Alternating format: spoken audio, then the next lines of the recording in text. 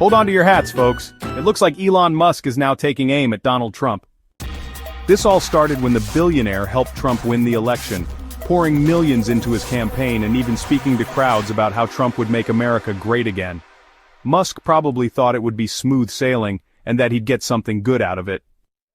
Turns out, with Trump, nothing's ever that easy. Trump, you see, isn't known for loyalty unless there's something in it for him. This situation is no different. When their bromance began, Musk had no idea what was coming.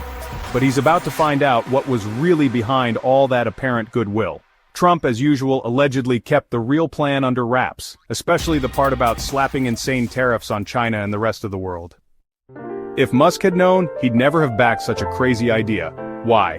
Because he's got a massive Tesla factory in China, and those tariffs would hit his company hard. No one's going to lose billions of dollars just because. Musk is no fool. He's a sharp, well-educated man. The proof he was blindsided? After the tariffs hit, his own brother immediately tweeted about how insane and damaging the move was. Then came new legislation in Congress, another detail that, honestly, seemed almost hidden from Musk, as he himself tweeted about just how bad it was for everyone. But now, it's gotten seriously personal. Musk just tweeted on X, his social media platform, saying, "Trump is in the Epstein list. This isn't a joke. Epstein is the notorious figure accused of abusing underage girls, and that list is rumored to contain powerful people involved in those terrible acts." For Musk to claim the former president of the United States was involved, especially now, is like, well, dropping a nuclear bomb on the White House.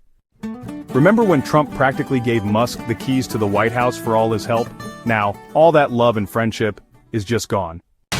It seems like with so many others, Trump used him and is now discarding him. What happens next is anyone's guess, but you can expect things to get very messy, very fast, because Trump's response is going to be huge.